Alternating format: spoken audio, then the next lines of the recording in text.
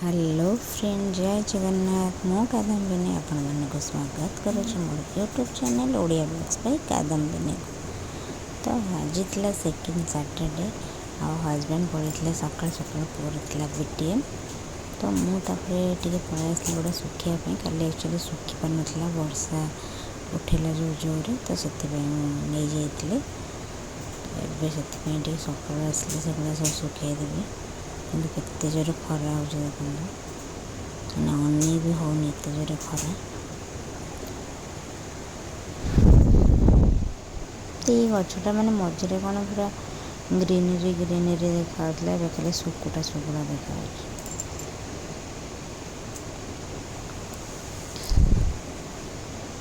तो money plant गछटा एमती तौल को जगटा भी असना कर भावुँ देखो माने ये छोट छोट वृत्ति अच्छे तौल को पूरा जोड़ा लटी जोड़ा काटिदेवी।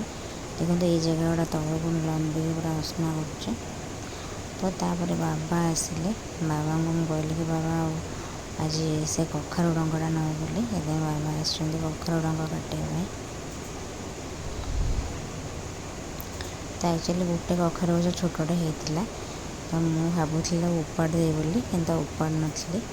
तो ये देखु से केते सारा कखारु डंग बाहर ना मुझे उपाड़ दे था जेहेतु बाबा देह भल नाला एत सब गच सब उपाड़ी यहाँ भी उपाड़ी देवी कि उपाड़नी रखी। आज खाइबार भात डाली ब्रोकोली भजा ये कुंदूरी आलू भजा छुई भजा भेंडी आलू भजा भजा भजा बोले चार देन डंक तरकारी सहित गोटे बढ़िया कर देखूँ यहाँ अच्छे पुदीना चटनी आटे स्वीट कॉर्न फ्राए कर आंब आ काकुड़ी अच्छे। तो चार्टा बेल बाहर गोटे जगह को दिने से जगह मोर प्रिय जगह थिला आ मो खटी स्थान थिला। तो से मो मुहर स्माइल देखिपे मुझे खुशी अच्छे से जगह को जीवाई से जगटा देखिए आपण मैंने जापर ना मुझे आप देखिले जापर बैक कैमेरा मैंने जब मोर ब्लॉग देखुए यही जगह एक्चुअली तो ये छाड़ माने पुओ तो पूरा कंप्लीट हो गला। तो से पहुँचला मो आशा आशार ही रहीगला। से शुणा पाइली कि समस्ते बंद कर देइछन्ति कहीं भी माने आसुना कारण शनिवार जेहेतु स्कूल आम सब पिला स्टैंडर्ड 3 हो गला और से मैंने 4टा बेले आसुँच स्कूल रो से समस्ते बंद कर देइछन्ति। मु क्या भी फोन करके आसी नी तो मन बहुत दुख हो गला। दुख मन घर को आसी सर्टिफिकेट रखीदे आसिली पानी देवाई। तो माने कौन कहली से मु 2 घंटा बसुली सीना कि पूरा माइंड रिलैक्स हो जाता से सहित खटी करी गप मारी। तो से माने बहुत बढ़िया लगुला समस्त पूरा फ्रेश लगुला।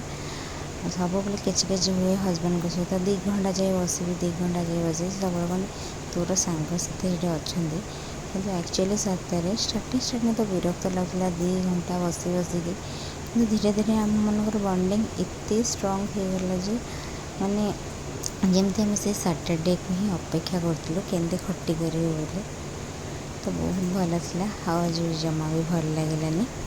तो घर को जड़े आंटी आसते सुभद्रा आंटी तो से नहीं आसली तो चिप्स विप्स मुझे लुचई देती तो स्वस्ति टे नहीं आसली भजा सतुला आ से खाइबनी बोली मना करथिला से मुझे खुआईदेली। बंधुता एमिति एक बंधन जहार नाही रक्तर संपर्क नाही स्वार्थर हिसाब तथापि से जीवनर सबुठारु मधुर संपर्क। सम्मानीय अध्यक्ष महोदय, सम्मानित शिक्षक शिक्षयित्री वृंद और मो प्रिय सहपाठी माने समस्त मोर प्रणाम। आज मु आपण मानकु मो प्रिय सांग विषय किछि कहिबाकू चाहूछि। आपण मानकु मु गोटे प्रश्न पचारिबाकू चाहे। जीवन रे एमिति किए अछि जे हम हसरे हसे और दुखरे लुह झराए? उत्तरटी होउछि जने सत्य सांग।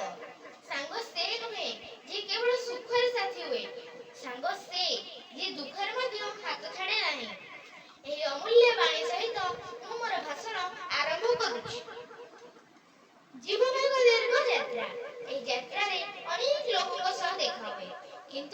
ହୃଦୟରେ ସ୍ଥାନ ପାଏ ସେ ହେଉଛି ପ୍ରକୃତ ସାଙ୍ଗ।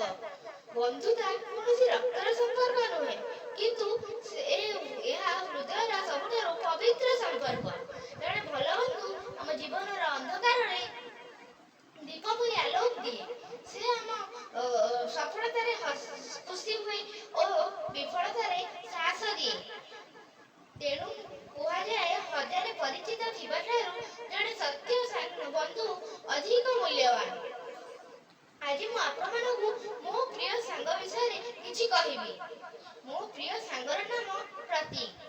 ତା ସହ ମୋର ପରିଚୟ ବିଦ୍ୟାଳୟରେ ହୋଇଥିଲା। ସେହି ଦିନଠାରୁ ଆଜି ପର୍ଯ୍ୟନ୍ତ ଆମ ବନ୍ଧୁତା ବିଶ୍ୱାସ ଓ ସ୍ନେହରେ ଭରି ରହିଛି। ସେ ମୋ ଭୁଲକୁ ସମାଲୋଚନା କରେ ସତ, କିନ୍ତୁ କେବେ ମୋ ମନ ଭାଙ୍ଗେ ନାହିଁ। ସେ କେବେ କାହାକୁ ଛୋଟ ବୋଲି ଭାବେ ନାହିଁ ଓ ସମାନ ସମ୍ମାନ ଦିଏ। ମୋର ମନେ ଅଛି, ଥରେ ମୁଁ ଗୋଟିଏ ପ୍ରତିଯୋଗିତାରେ ହାରି ବହୁତ ନିରାଶ ହୋଇ ପଡ଼ିଥିଲି।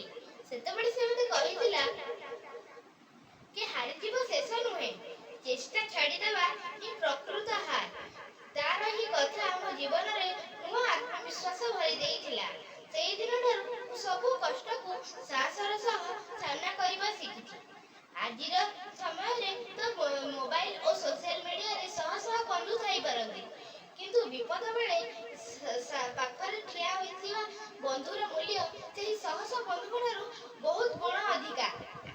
ଶେଷରେ ମୁଁ କବି ଗଙ୍ଗାଧର ମେହେରଙ୍କ ଭାବଧାରାକୁ ମନେ ପକାଇ କହିବି, ମଣିଷର ପ୍ରକୃତ ସମ୍ବାଦ ଧନ ନୁହେଁ, ତାର ଉତ୍ତମ ଚରିତ୍ର ଓ ସତ୍ୟ ବନ୍ଧୁ। ଆସନ୍ତୁ ଆମେ ସମସ୍ତେ ଏମିତି ବନ୍ଧୁ ହେବା ଯାହାକୁ ନେଇ ଅନ୍ୟମାନେ ଗର୍ବ ଅନୁଭବ କରିବେ। ଏତିକି କହି ମୁଁ ମୋର ଭାଷଣ ଶେଷ କରୁଛି। ଧନ୍ୟବାଦ। ଦେନ୍ ତାପରେ ମୁଁ ଟିକେ ପଳାଇ ଆସିଲି ଅଙ୍କଲ୍ ଚିପ୍ସ ଖାଇବା ପାଇଁ। ଏବେ ରାତି 11:30। ଏଇଟା ବି ସେଇ ଆଣ୍ଟି ହିଁ ଆଣିଥିଲେ। ତ ଯେହେତୁ ସ୍ୱସ୍ତିକ ଖାଇବନି, କାହିଁକିନା ତାକୁ ବାହାରେ ଆମେ ଚିପ୍ସ କିଛି ବି ଦେଉନା, ତ ମୁଁ ଏଇଟା ଖାଇକି ଯିବି ଶୋଇବି। Tata, bye bye.